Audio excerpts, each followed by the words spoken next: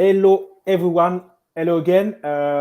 Thank you to be here and welcome on a new episode of Robert Spotlight. Robert Spotlight today, hardware wallet and security and NFT land with my guest, and I have the honor to host today, Dave EHRENTREU.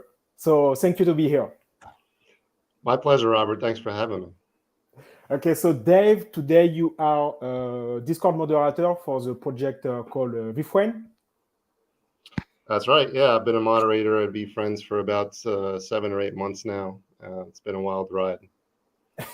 Did you learn a lot of things by being a Discord moderator of such a big project? Yeah, I've definitely learned a lot, and I've seen a lot. And the main thing that's caught my eye is the number of scammers that are in this space, as I'm sure a lot of people who are knowledgeable about the space have seen. I can't even imagine the number of scammers that I've banned from the VFriend server. But the thing that struck me is like the number of different ways that the scammers think of to try and get free stuff from people in the Discord. So it's up to the moderators to kind of identify, behavior that we know is coming from a scammer, but also identify new and emerging threats. Okay, so you are like in the front line. So for me today, moderator of any kind of successful project, NFT project, are on the front line. Yeah, I would say that's absolutely true, right? We're seeing, we're watching the general chat, we're watching also the holder chat, but mainly general to keep some of the newer people safe. And that's mainly where we see a lot of the scams occurring, right? Because most of the scammers don't own tokens from the projects. Yes. They don't have access to the holder channels. So they're mainly attacking, trying to attack people in, the non-holder channels. Make perfect sense. On your, so I'm quoting your Discord user profile. Ask me about hardware wallet. So let's do that. What is a hardware wallet, Dave?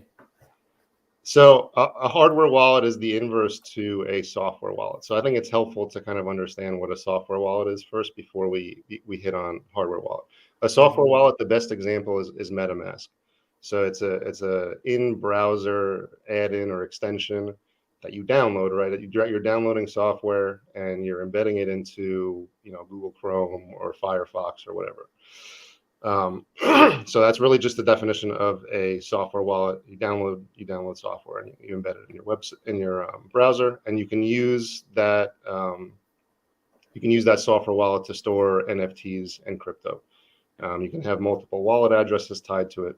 And MetaMask also is kind of like a conduit to connect those software wallets to websites like vfriends.com or Uniswap or any of the popular websites. Yes. A hardware wallet is when we're talking about Ledger and Trezor specifically, is a physical USB device. So it's a piece of hardware that code lives in, and your seed phrase and your /private key lives on.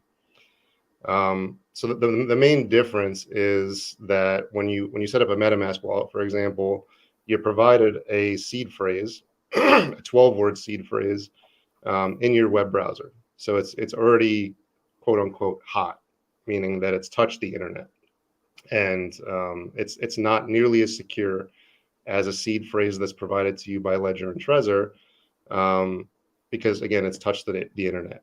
The 24-word seed phrases that you get from Ledger and Trezor come directly from the hardware device, and it's never touched the internet. So that's one of the main differences. Okay, and between the software wallet, so the hot wallet, and the cold wallet, so the hot wallet, aka MetaMask, and the cold wallet, aka either Ledger or Trezor, in one way, the private key is stored on the PC, when it's like a hot wallet. And the difference with the cold wallet, it's like it's saved on the USB key, right? Yeah, So that's 100% correct. The one point that I do want to correct, and it's something that it took me a long time to learn as well, is the definition of cold versus hot. So historically, like when the space was still pretty new to a lot of new NFT users, like several months ago, a year ago, I always referred to MetaMask as a hot wallet, but technically it's a software wallet. Conversely, a ledger or a trezor are the terminology is a hardware wallet. It doesn't necessarily, like, you can have non-cold wallets on ledger and trezor. So just because it's a hardware wallet doesn't necessarily mean it's cold. Hot yes. and cold refers to the level of connectivity that those wallets have to certain smart contracts and websites. So you can actually have a MetaMask software wallet that is cold. I mean, the seed phrase isn't cold, but the wallet can be cold because you just haven't connected that MetaMask wallet address to any websites or smart contracts. Okay, makes perfect sense. So as you make these things that can be difficult to understand, talking about MetaMask being cold, aka don't connect to any smart contract. If your MetaMask it's not connected to any smart contract, it's like you have a layer of protection because you don't interact with a smart contract, right? And but the main issue it's like if your PC or whatever you have a virus, the scammer can have access to the private key. Yeah. And the thing is true whenever you have access to internet. Yeah, that's true. And that's one of the you touched on a piece of why having a hardware wallet is so important. To your point, right? The MetaMask software wallet seed phrase is stored on your computer in your browser, right? And so if a scammer has access to your file directory, or if they can, remotely take, if you have a computer virus and they can take control of your computer, maybe all they have to do is just wait for you to type in your MetaMask password that next time, and then they can take control of your computer and initiate a transaction out of your wallet. Conversely, with a hardware wallet, in order to sign a transaction and have something leave a hardware wallet, the private key, aka the seed phrase, is required. So the scammer, even if they have control, even if you have a computer virus and they have control of your computer, they can initiate a transaction to send an NFT out of your hardware wallet that's connected to MetaMask, but they can't finish signing it because they don't have the physical device with them. Yes, and you have also to physically push the button. You have to have the USB key connected physically to your PC to have the transaction to go through. It's like you have one way to have the transaction. It's like you click on whatever the connect button. You click, you send the transaction. It's going to go through when it's on the hot wallet. But with a hardware wallet, it's not going to go through because it's going to expect you to do a physical action. So you have to have your USB key, your hardware wallet connected to your PC and to validate physically the thing. So it's why That's right. there is this extra layer of protection. That's exactly right. And one thing that I hear from potential hardware wallet users, people that don't have a hardware wallet yet, is will it make the process of approving a transaction slower? Because they're concerned with mint, if it's a free mints are really popular these days, and they want speed is important. So they're concerned that having to sign something on a physical device will cause them to miss out on a mint or a claim or whatever. And it is true that it will take slightly longer to approve a transaction on a hardware wallet, but the only nuance is that you'll initiate the transaction from the hardware wallet via MetaMask, right? MetaMask, just like you would normally sign on a software transaction, you would click approve or sign in MetaMask, and then it'll send the transaction to be approved onto the physical device that you're holding. And then all you have to do is scroll through, click the right button a couple times, and then click both buttons on the approve, and then it'll go through just like normal. It doesn't affect the throughput time on the blockchain. Again, the throughput time on the blockchain is totally controlled by the miners and the gas level, the GUI level that's been set by the user. The main difference is just having to sign the transaction a second time on the physical device. And I would say it takes maybe 2 to 4 seconds extra. So whenever somebody tells me that their concern is that they're going to be a little bit slower in minting something and they're afraid they're going to miss out, they just have to think about whether 2 to 4 seconds is going to be hit or miss for them. Yes, but it's not. It's pretty insignificant in my opinion, and it's well worth the security. Another option for those people who have that concern is they can mint from a software wallet, and then once they've successfully minted, they can transfer it to their semi-cold or cold hardware wallet address after the mint's over. So what you present here is like a typology where you have several wallets and you split the feature. So it's like instead of having, I have one wallet and I do everything from it. So buying, selling, listing, store, and prove that I own any kind of NFT. It's like what you are saying. It's like you use several wallets to do a specific action. And in this example, that was the font, the founder, it's buying, and basically you have a wallet only dedicated for that, and you can do that without hardware wallet. So it's like a MetaMask wallet, a simple MetaMask wallet. That's exactly right. Going back to one of my prior comments, you can have a quote unquote cold wallet that you put all your valuable NFTs in within a MetaMask software wallet. So long as you don't approve any smart contract transactions and you don't connect it to any websites, it's technically cold, and it's very safe. The main difference, again, being that the seed phrase that protects all of the MetaMask software wallets under that one account has touched the internet. So it's still not nearly as safe as a hardware wallet, but you can still achieve the same concept of cold versus hot wallet within MetaMask. But to your point, having multiple wallets is key. I think anybody that wants to get involved with semi-expensive NFTs has to have at least 2 wallets.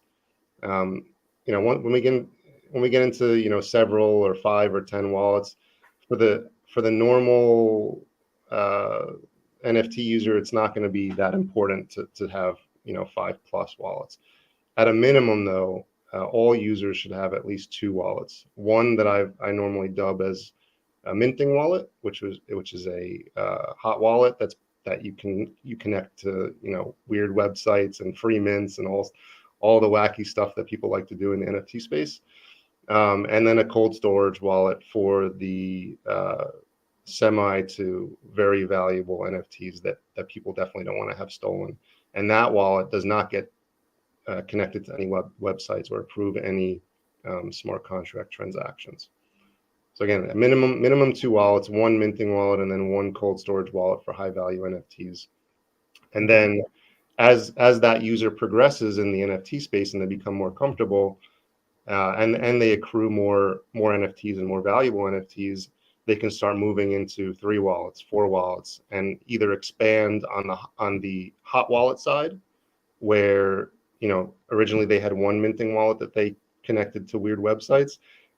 Maybe once they feel that wallet's been burned, or maybe that wallet starts to store some level, $1,000, $2,000, $5,000 worth of NFTs, they can have a new minting wallet, and MetaMask accommodates that very easily. You just click create new wallet, and you start using that second new minting wallet, and then you have 3 wallets. And then once your cold storage wallet starts to fill up with high value NFTs, then you can create a new wallet and have that be a second cold wallet. And it as you can see, as you progress in the NFT space and your collection grows, you're probably also going to want to grow your wallet number horizontally. Okay. I have two feedback around that. So the first one, it's something that I find out of Twitter. It's instead of two wallet, it's three wallet. So it's like there is three layer. The first one is the same concept of only minting. The second one, it's only selling. So it's like you connect to OpenSea, Luxware, and whatever other platform. But you use at this layer an hardware wallet, to be sure that the tokens that you are going to list have been protected by the hardware wallet. So you have to sign with the physical device to approve the listing. And the third layer with cold storage. So this one, it's something that I have found that on paper, I find it very well. The only issue that I have with that, it's, in my perspective, it's impossible to have cold storage really cold.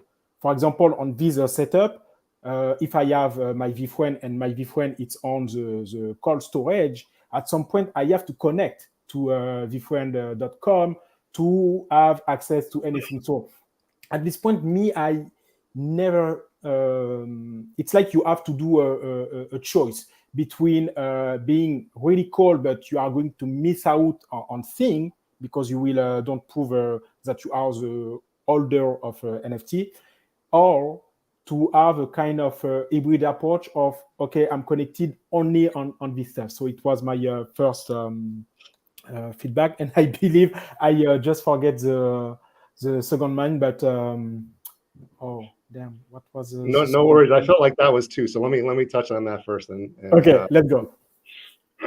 So to your point, there can absolutely be many different iterations of wallet storage solutions, and each person is probably going to find something different works for them. Yes. So I completely, and I actually also recommend the same wallet setup that you mentioned, one for minting, one for selling, and one for cold storage that, again, you don't connect anywhere. And that works beautifully because you can mint stuff, and then you can send it to cold storage, and then when you're ready to sell it, you move that one NFT to the selling wallet, and the selling wallet, again, has to connect to OpenSea. You have to approve the contract for selling. It is a bit more, of course, it's a bit more risky than pure cold storage.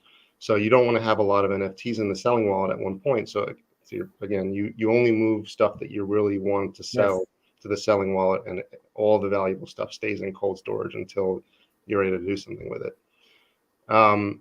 In regards to your other comment about missing out, because you store all your VFriends or your whatever other valuable project in cold storage, and you don't want to connect it to Collabland or VFriends.com or any other sites to claim roles or claim free mints.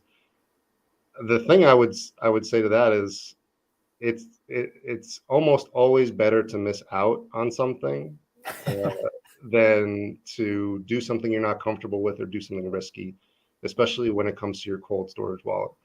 So the number one rule I would say, and I've been talking ad nauseum with a lot of my other friends in a private chat about this, who are also kind of in the security space, as for new to moderate users of NFTs who haven't been around the block and who haven't seen all the scams to know what to look for, it's almost always better to do nothing. I would say it's always better to do nothing until you can verifiably prove, either through talking with multiple people and getting a large population sample size of people that say, yes, this is safe, or having the experience, reading up from a reputable site that they recommend doing it, or something that helps you prove that the action you're about to take is an approved action that has been taken by other users, and it's mainly safe.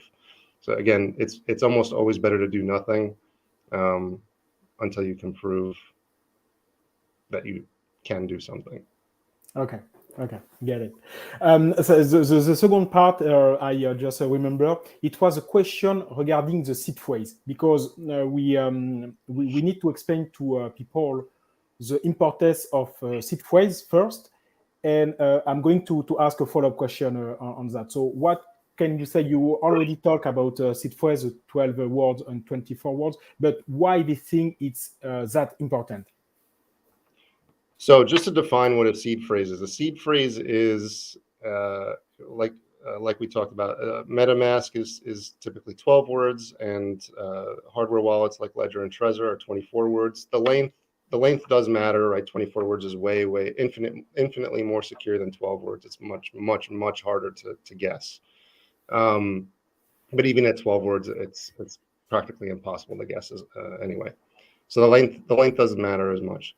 What a seed phrase is it's a human readable form of your wallet's or your account's private key. So a private key and seed phrase are the same thing. They can both be used to back up or restore a wallet, a MetaMask account or a Ledger account. But it's a human readable format, so it's much easier to write down 12 or 24 normal English words versus writing down a very, very long string of letters and numbers and capitalized letters versus lowercase letters. So it's just a different format of your wallet's private key. And if your private key is compromised or stolen, or somebody else besides yourself has your private key, they have access to all of the wallets that are tied to that one seed phrase or one private key. So I'll give you one example. So in MetaMask, right, you can have multiple software wallets within MetaMask, 2, 3, 10, 100, whatever it may be.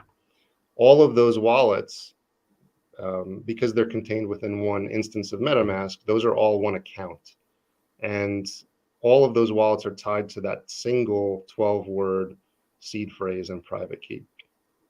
So if the seed phrase or private key is compromised, the scammer or whoever has it can steal from all of those wallets, 100 plus whatever wallets. Same concept holds true for hardware wallets. If your seed phrase is compromised, the scammer has access to all of the wallets that are tied to that seed phrase, many multiples of wallets. So that's why it's super important to protect the seed phrase. Particularly with Ledger and Trezor, the main way to store it is by either writing it down on at least, I would say, 2 pieces of paper. You store either one in your house in a fireproof safe, one in a bank security box,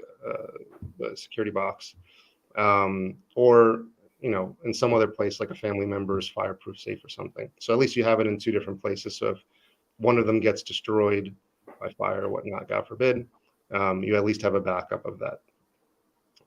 The other option is some of the hardware wallet companies sell fireproof metal containers that you can put the piece of paper in, and it protects it from burning.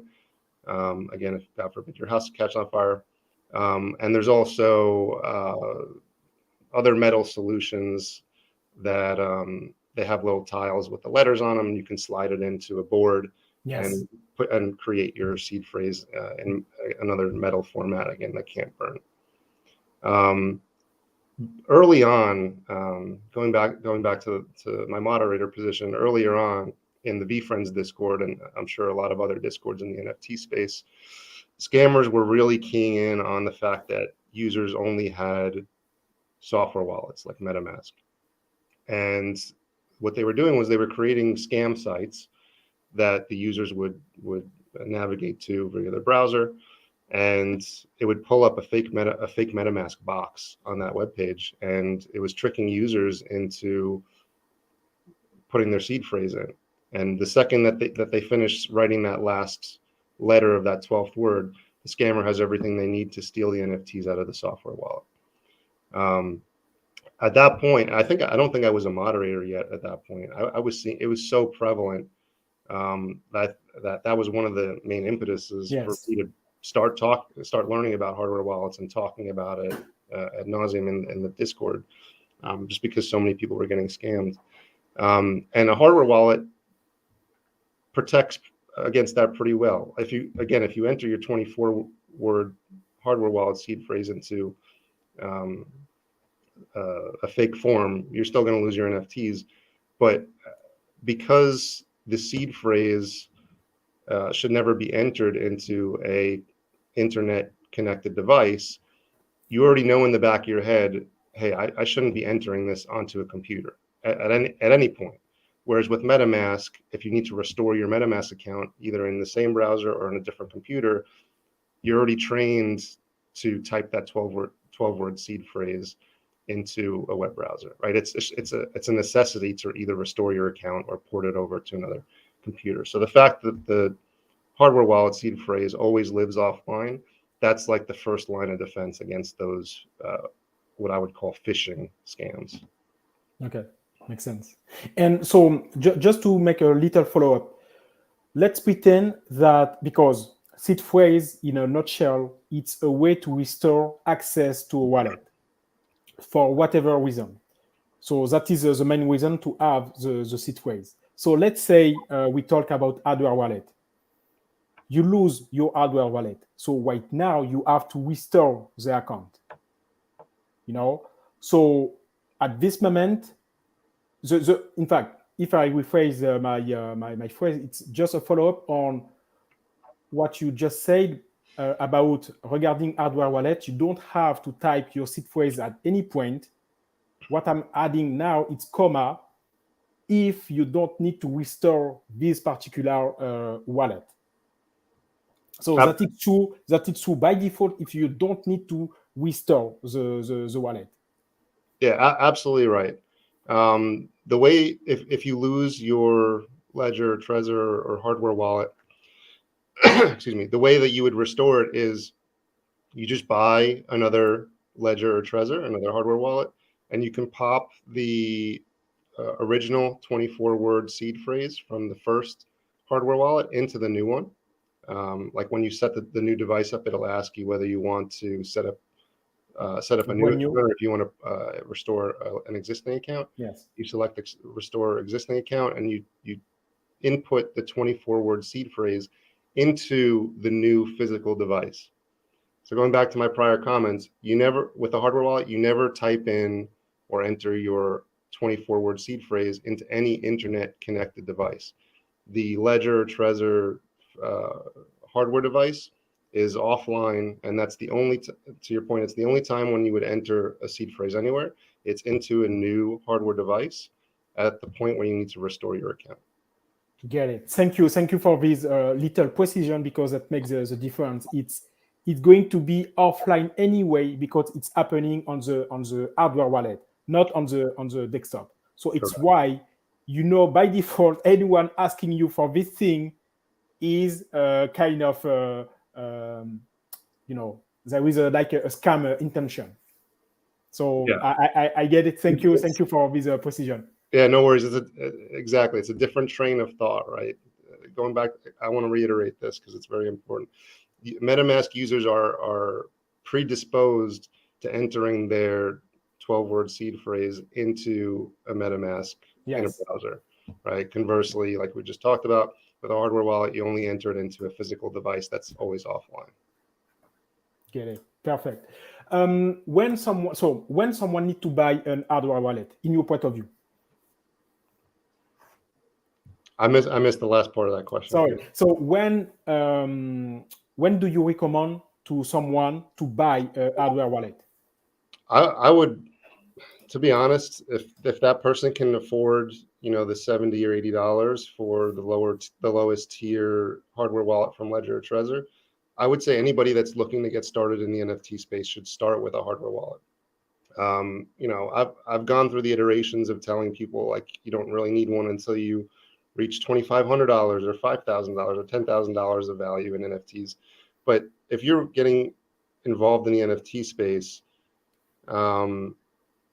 you're getting involved because you think you see a path to mass adoption, you see a path to high values of NFTs, and even if you don't think the NFTs that you're buying or you own are going to appreciate a lot in value, you still don't want to lose them, right? You're buying them because you Yes. like them. And I would really tell anybody who's starting to get involved in the NFT space or who already is in the space, get a hardware wallet now. The cost is minimal versus the protection that you gain.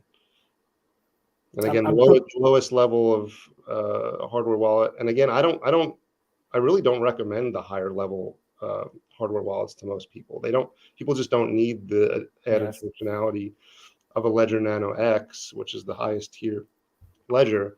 They don't need the Bluetooth, and with Trezor, they don't need the higher, the bigger screen or whatever. Most people can do very, very well and won't miss out by using the lowest tier of hardware wallet from Ledger and Trezor. So the cost is minimal. It's like $70 or $80.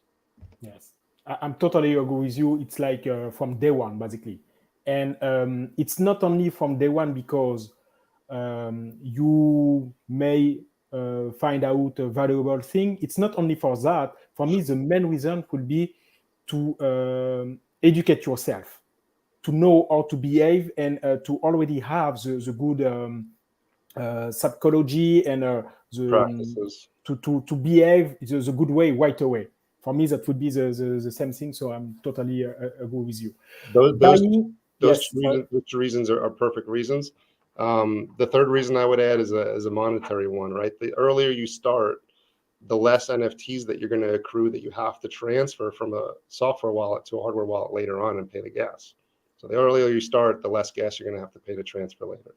Yes. Because you'll already be storing the NFTs on a hardware wallet. You won't have to transfer them and pay gas. It's going to be done right away. Get it. So if someone buy, regarding buying NFT, so you can buy directly from the provider, you can buy from Amazon. What would you recommend to someone? You're asking about how to buy a hardware wallet, right? Yes, right. My main recommendation would be to not buy from Amazon, Best Buy, eBay. The main reason being, like, the hardware wallet itself may not be stored by the manufacturer, and it's been touched by potentially many people outside of the manufacturer, right? Driver transporting it, people in a warehouse, whatever. So you really want to buy directly from the manufacturer. That's a main rule that I always tell everybody. It just reduces the amount of risk you're taking in terms of somebody tampering with the device that you're buying.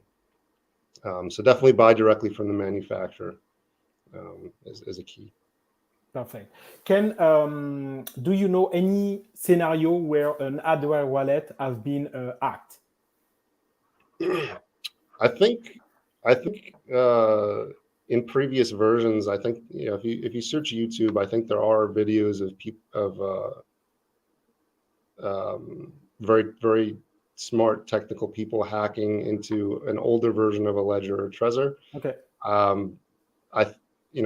I think we're now several generations of devices past that.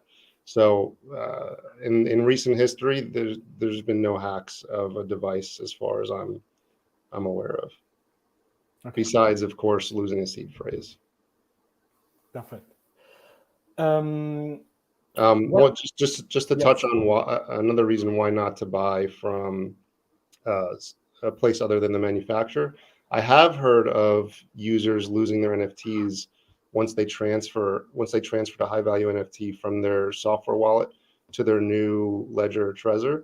But when they receive the Ledger or Trezor, the piece of paper that has 24 lines for you to write your seed phrase on was already filled out. And so they didn't think anything of it. They didn't think anything of it, and they continued and they used that seed phrase. Okay. And somebody obviously had tampered with the box. They put the cellophane back on, and somebody else already had that seed phrase. And so once an NFT was transferred to a wallet under that account, it was stolen immediately. So that buying from the manufacturer avoids all of that weird stuff. I'm agree. What could we say about blind signing? So blind signing is, I'm pretty sure it only pertains to Ledger. It's a setting on a Ledger hardware wallet device. If you go in, It's that don't exist on a Trezor? to my knowledge, no, I don't believe. Okay. I don't believe blind Okay. signing is a setting on Trezor. Okay. I believe it's a setting on Ledger within the Ethereum application, and it basically tells the device whether you're willing to allow it to sign a smart contract interaction. I don't know why they named it blind signing. It used to be called, I think, smart contract or something more understandable by users, but now it's called blind signing. But it's basically you telling the device as a setting whether you want it to allow smart contract interactions. And when we deal with NFTs, typically everything is a smart contract interaction. When you're sending Ethereum from one wallet to another, that does not require any smart contract. But when we're buying NFTs on OpenSea, or we're selling, or we're transferring an NFT, in most cases, that's going to be a smart contract interaction, and that's just a setting that has to be turned on in order to sign smart contract transaction on your hardware wallet, with specifically Ledger. Okay, perfect. Regarding hardware wallet, did there is anything that you need to say about it, and I didn't offer you the opportunity to? Yeah, I mean, hardware wallets are tricky, right? They're not super intuitive yet. I mean, Ledger and Trezor and other hardware wallets, when you buy them and you unbox them, they do have pretty good instructions. They both have, Ledger and Trezor both have a desktop software that they have you download, and that also helps walk you through the setup process. There's a lot of documentation online, but if you were just somebody unboxing it and there were no instructions, it's not intuitive at all. And just like you mentioned with blind signing, if that's not included in the instruction manual that you get from Ledger. So there are some pitfalls when setting these things up that may turn users off, and we don't, as a community, we don't want that to happen, right? We want people to feel empowered and feel comfortable using these devices. So I personally, in conjunction with the VFriends team, we created an hour-long tutorial video of how to set up a Ledger Nano S wallet. Again, what I would say is to anybody who's got some trepidations about starting to use a hardware wallet, just start getting educated. There's a lot of good resources on YouTube. Don't just trust one. Like, watch multiple videos so you can corroborate what those people are saying against one another. And if they're all sort of saying the same thing, and somebody like me, don't just trust my video, right? Watch other people's videos and make sure they're saying the same thing. And if they're not saying the same thing, do a little bit, dig deeper to make yourself comfortable enough to move forward. But again, I think education is number one. And once people get educated on hardware wallets and they understand the cost of benefits of using one versus a software wallet, I think that'll sell them. And then getting educated on how to use it and feel empowered using it, so to avoid any missteps is key as well. So leverage your communities, leverage the Discords that you're in. Of course, don't just trust one person, because the person you could be talking to in Discord is a scammer maybe. So make sure you corroborate against multiple sources. Reach out to moderators and admins in the Discords that you're in. Particularly in VFriends, I mean, we talk about security a lot, and we put out a lot of good content on YouTube. So I would definitely use those resources to your advantage. Okay, thank you. So I'm going to add the link of the video on the description. So it's going to be on the YouTube description. Thank you for this follow-up information. just to move on the security aspect on NFT, what I would say it's a hardware wallet. You should see that as a no-brainer. You should use that from day one.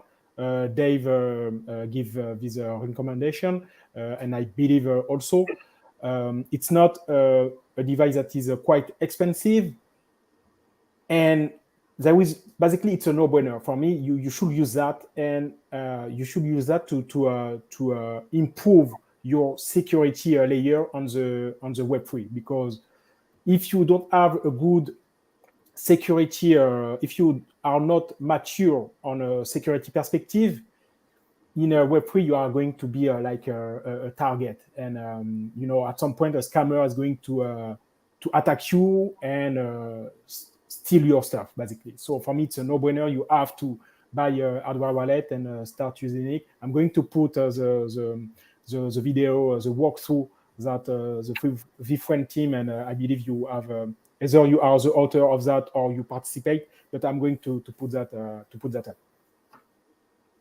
Awesome.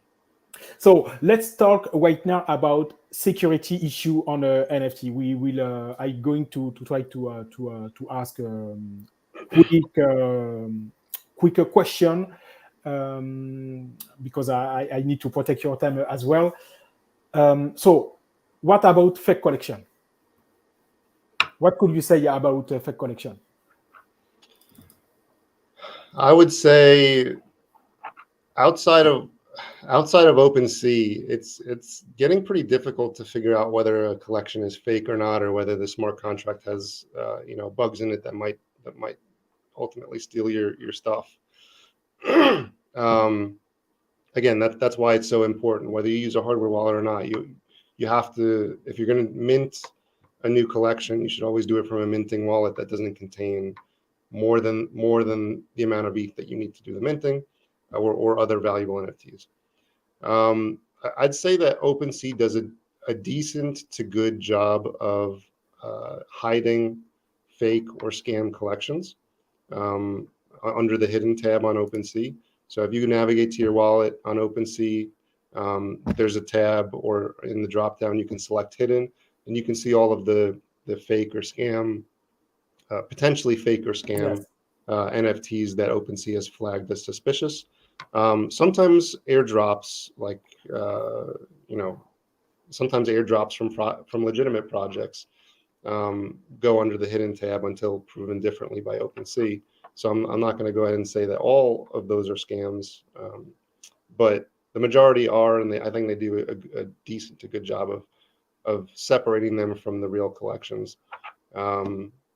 Again, on OpenSea in particular, you can use the blue check marks to determine whether a collection is verified or not, and in the majority of cases, you can feel pretty comfortable buying and selling verified collection NFTs.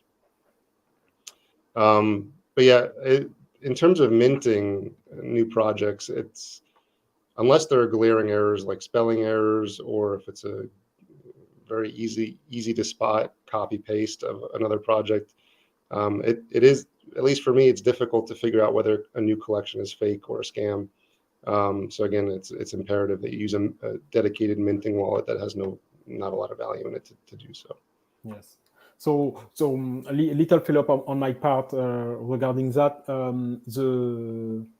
The red flag that I will look after is going to be, on OpenSea, you have the volume information and also the holder number of information. So that can be seen as a trigger if the number is very low, if there is a very little volume, because basically fake collection, it's like you have a new collection that is successful, and after you have a scammer that is going to do a copy paste of all the things, the OpenSea page, the website for the minting, etc., and is going to try to steal volume basically from the original official thing. So something that can be watched is the volume and the holder, and also the always use official link from a Discord.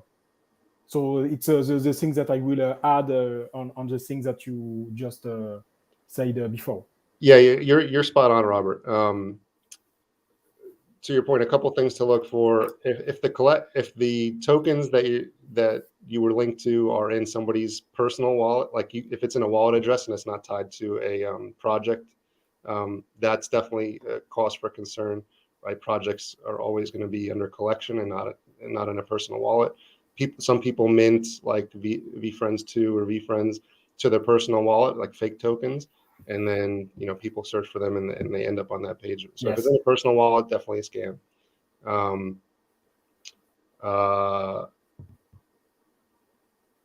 Also, to Robert's point, if the collection if you expected it to be 10,255 tokens, like with VFriends, and the collection only has 12 tokens, for sure, red flag. Something wrong. Yes.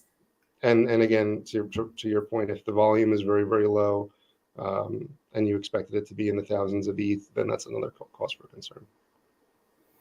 Okay. Another trait, the fake minting. So I said fake mint, but it's like, when a scammer airdrop NFT on the wallet of a big influencer. So what could you say about that?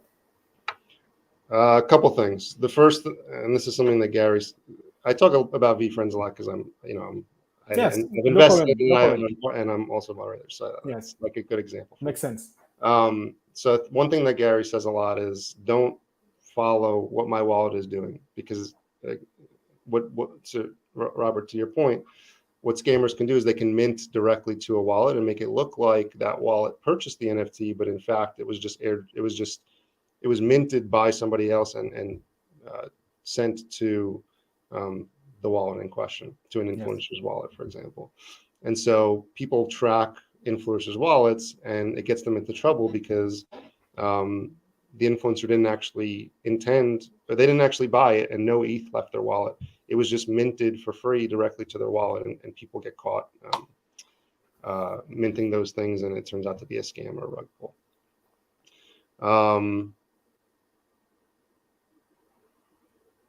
Yeah, that's my main comment on that. Okay, thanks. What about misleading offers? So it's like, let's say you have an asset that you list for whatever the number on ETH, let's say 10 ETH, and you receive an offer of 10 DII. What could you say about misleading offers? Yeah, scammers try a lot of different things, and that's one of the tactics that they try to do is they'll either offer the same number of tokens that you have it listed for, but in like DAI, like you said, DAI, which is a dollar peg. It's a stable coin, so it's 1-to-1 with a dollar. So they're offering $10 on an asset that's worth 10 ETH. And they're hoping that somebody is going too fast, and they just go ahead and accept the offer because, hey, I listed it for 10 ETH. Somebody's offering me 10 whatevers. I'm going to go ahead and accept it, thinking that it's 10 ETH, and I end up with $10. And that has happened before. I mean, I've seen it happen before, and people have lost their valuable NFTs for a very low sum of money. This goes back to another overarching core tenet of how to operate in the NFT space as a user. You don't want to rush. You want to take it nice and slow and easy. I mean, if you're minting, fine, go fast, but make sure you're using the minting wallet like we talked about. But if you're buying or selling or transferring, you want to go nice and slow where possible, because you can copy and paste the wrong wallet address if you're transferring something, or you can accept a 10 DAI offer, which is worth $10. So definitely take your time where applicable, where possible, and that'll also give you enough time to breathe and reassess what you're doing to potentially avoid getting scammed or accepting a bad offer or doing any number of unsavory actions. Thank you. I believe this one can be the opening of this podcast. It's like whatever the subject, it's like slow it down, take a breath, and don't rush, basically. So thank you for that, because this one, I believe on post-production, this thing is going to be upfront, and it's going to be the opening of the full show, because it's such a good advice. Thank you to bring that up. And it also ties back to a prior comment that we talked about of sometimes it's better to do nothing than to do something that could potentially end up costing you. Yes, thank you. Twitter account act. What could you say about this threat on the NFT land? Yeah, you also can't trust everything you see on Twitter. There's influencer accounts that have been hacked before. These accounts have the blue check mark, so they look legit, but they're actually being controlled by a scammer.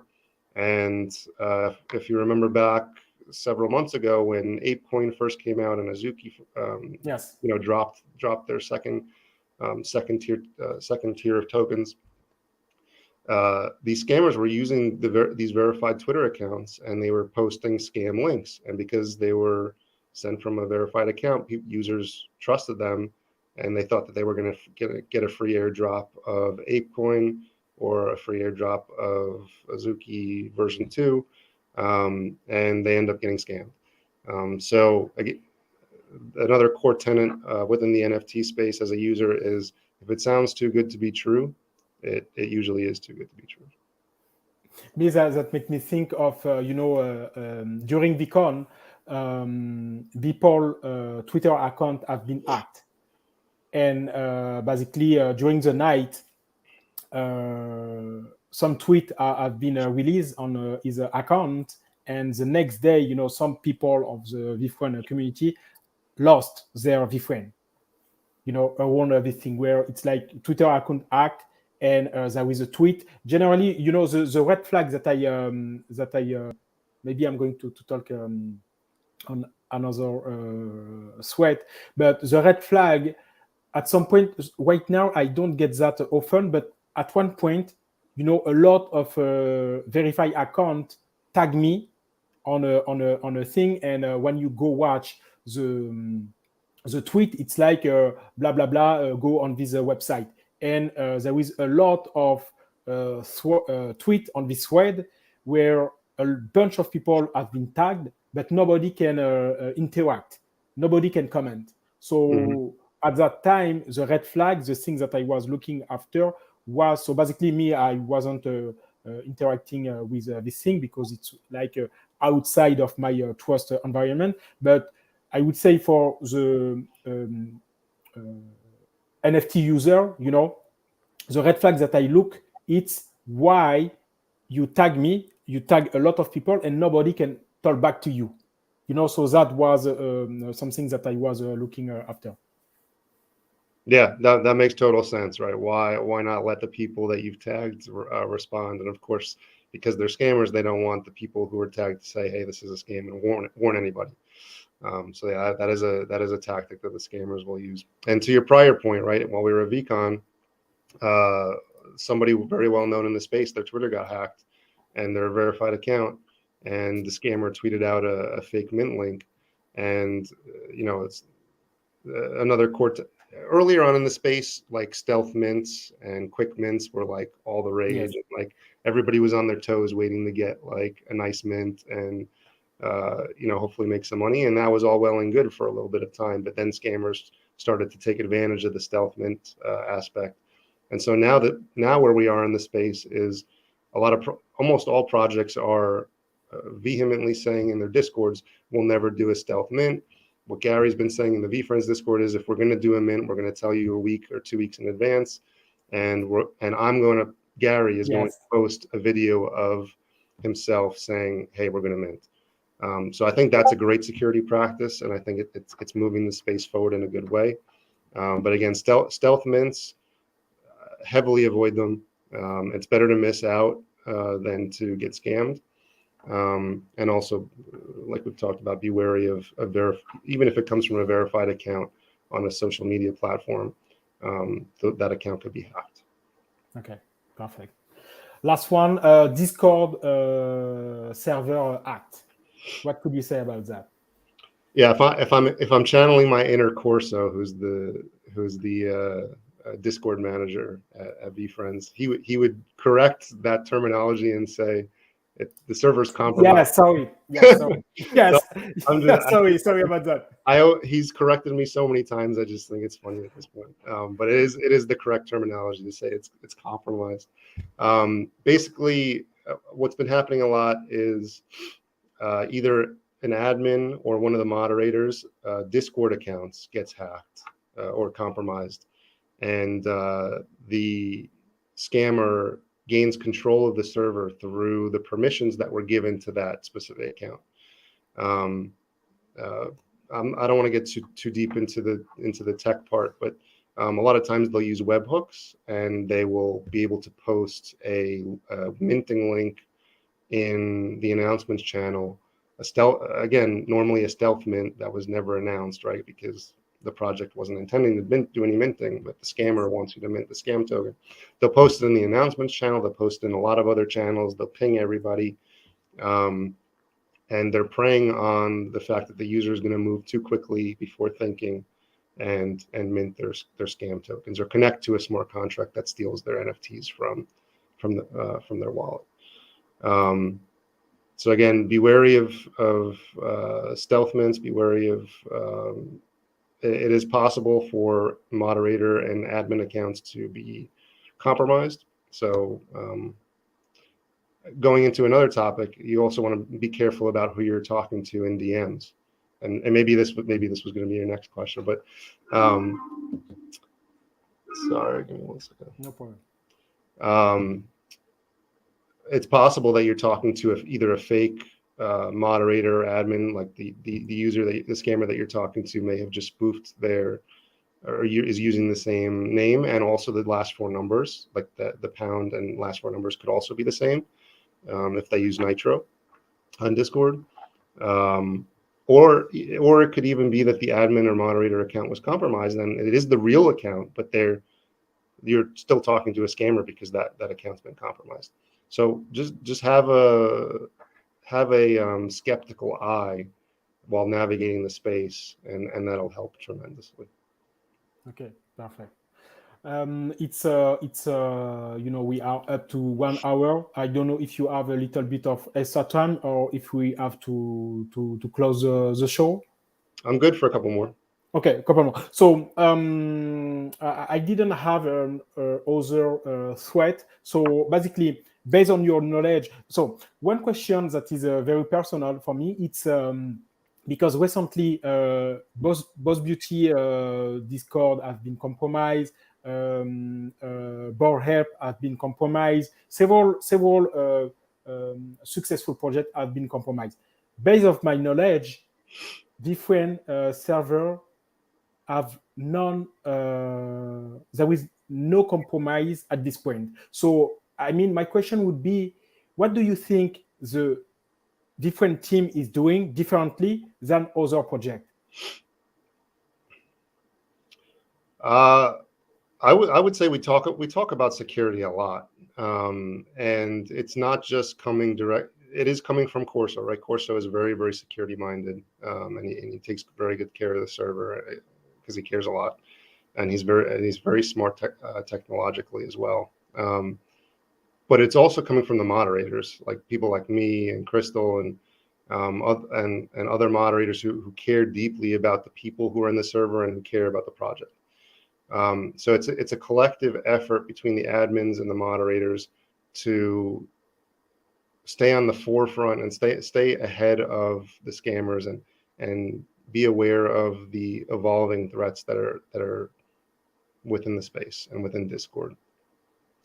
We utilize a lot of different bots. I'm not going to go too far into details because I don't want to give away too many secrets. But yes, no problem. There's a lot of very useful bots that can handle a lot of the minutia around banning scam accounts, banning scam usernames like VFriends Mint. Like nobody who's not a scammer would use that as their Discord name.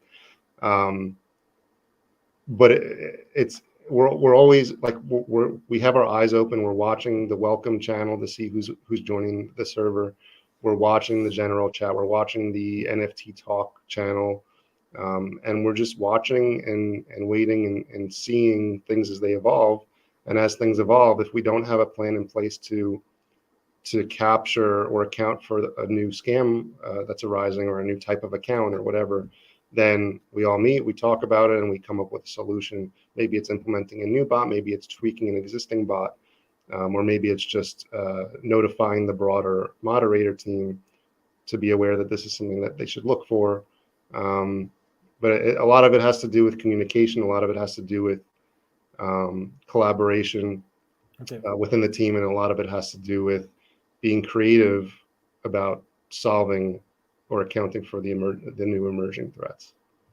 Okay, makes sense. So thank you for the reply. And one last point I would make about that, right? Even though like VFriends has over 300,000 user accounts in the server, Yes. right? And so it's way too, like, our team is very, very large. I think we have maybe 25 to 30 moderators. We have several admins, but even that's far too small to do everything manually within a server. And so when 1,000 scam bots join a server, you can't just manually go through and ban them all the time. Makes sense. And so you have to rely on the tech, the bots. And so that is, I just wanted to harp on that point one more time. If you're moderating or working on a team that has a fairly large user count in a Discord server, you have to think about what bots make sense for that server. You can't do it alone. You can't do it. No human can ban 1,000 bots in a day, every day. Okay, makes sense. Thanks for that. Regarding the threat on the NFT land, I'm going to thumbs up in an open mic. So what could be the threat that you have detected and I didn't talk about priorly? Did you find a new threat recently, or did there is any big threat that I didn't talk about at this point? We just touched on it a bit, but it's becoming very prevalent. Is the scam, the scammers that are impersonating admins and moderators of prominent projects, and it's not so much that they're in the server anymore, because we typically can account for them joining, and we kick them, we ban them immediately. It's more so now they're external to the server, like Gary V 14, whatever. It's a scam account. They're not in the VFriends server, so they're unbannable, and they have a second account with like a David for what a normal account is in the server, watching in the general chat, waiting for a new user to talk, and they're pinpointing that user and having their Gary V account that's not in the server talk to that person or add them as a friend. And so that's how they can get around us banning those impersonation accounts, is they're external to the server, and they have like a scout account in the server. So again, it's very, very important to make sure that you're talking to the real admin or the real moderator. In general, admins and moderators will not reach out to you via DM.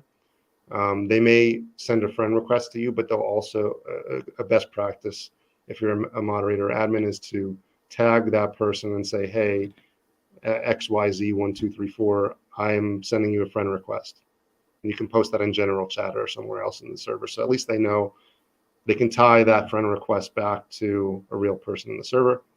Another best practice, if you're trying to do a deal with a moderator or admin and you're not sure if you're talking to the real person, you can go into the server that they're a moderator or admin in, and you can go into the user list. Typically, the admins and moderators are at the top of the user list.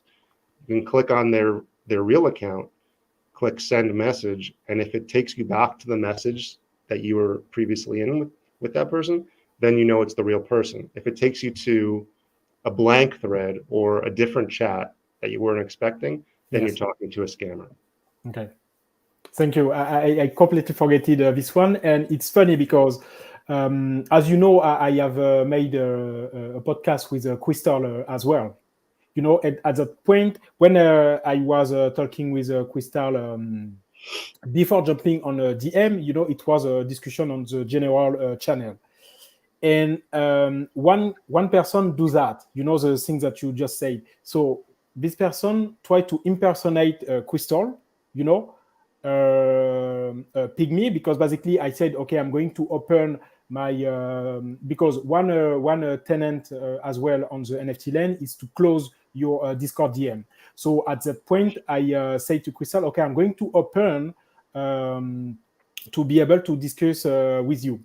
And on this slot, one person tried to discuss with me and was trying to impersonate Crystal.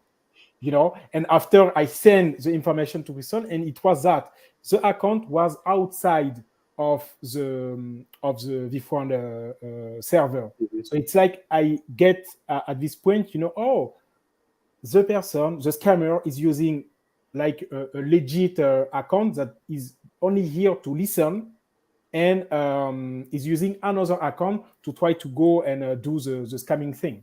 So I say thank you, because I forget this one.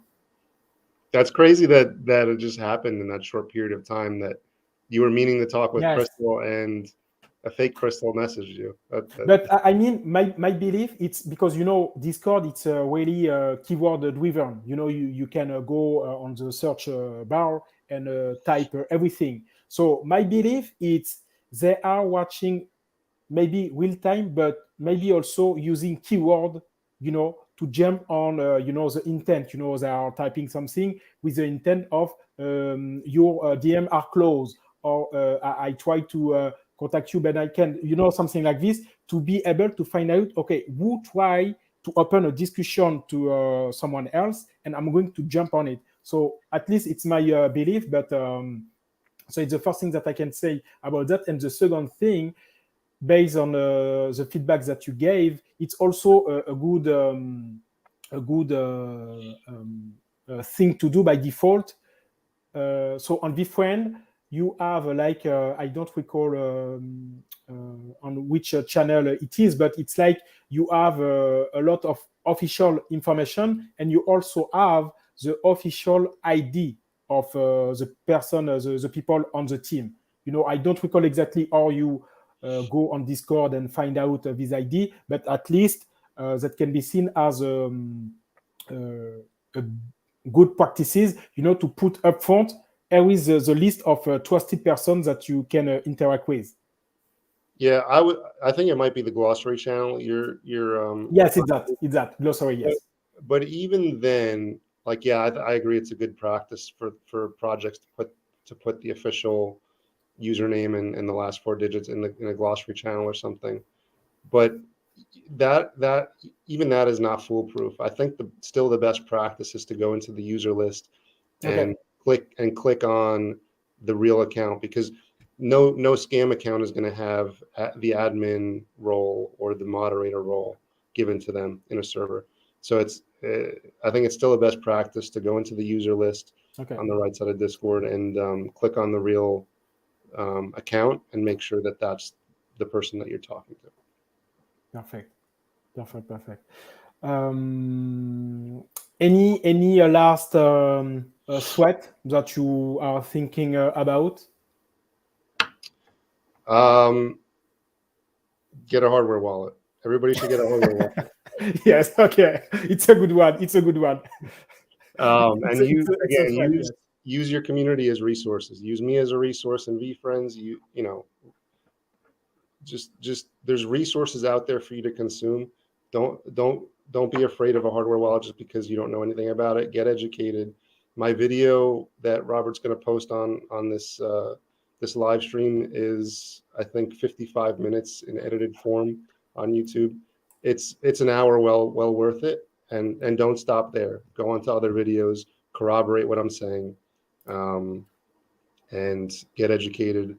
Empower yourself to feel comfortable in navigating the NFT space. Yes. So I'm going to put that here. That one. So it's this one, but I'm going to put the link on the description. All right. So thank you again, Dave, for your time. I mean, this session was very important for me because security, for me, it's a backbone for the NFT land at the world. You know, that can also be seen as, and for me, you know, the tool to use to make the full space secure, it's education. So it's why I wanted to have you on the podcast. And I see the security issue on the NFT today as a wall for a full adoption. You know, there is a lot of other concerns that will, don't make the world adopt this technology. But security, for me, it's clearly a big pain point that will slow down very highly the adoption on the Web3 space on the world. So it's why I wanted to have you. I couldn't agree with you more. I think the more that we can insulate the broader NFT community from scams and hacks, the more insulated we'll be from them in the future, and the faster we can move forward as a space and spur more adoption. So I thank you very much for having me on. I love talking about this stuff, and hope we do it again. Yes, no problem. So thank you. Sorry about the extra time. You know, I took you maybe 15 minutes more. Thank you for that. It was very a pleasure to have you on the podcast, Robert Spotlight. So I hope that you get the point. You get the point. Get a hardware wallet. Be educated. Use the resources that I'm going to put on the description. But bottom line, be safe. And in order to be safe, you are to be knowledgeable. It's my belief. And again, thank you for your time, Dev. I have a little extra question, quick one. It's something that I do in every episode of Robert Spotlight. I'm asking to my guest, for the guest perspective, what is NFT? What is an NFT? Yes. An NFT is a non-fungible token. It means that each token is unique to one another. With like a US dollars are fungible. $1 is $1, but an NFT, even if you have the same looking token, the token ID is different from one another. So they're all 100% unique. And go out and buy the ones that you like, or if it's art, if it's utility, if it's go out and search for what you like. Okay. Thank you for that. Thank you for everything, for your time. And I'm going to end the live stream right now. So I say to everyone, thank you. And we talk on another episode of Robert Spotlight. Dave, thank you again. And see you on another episode. So I'm going to stop the live. Thanks so much, Robert.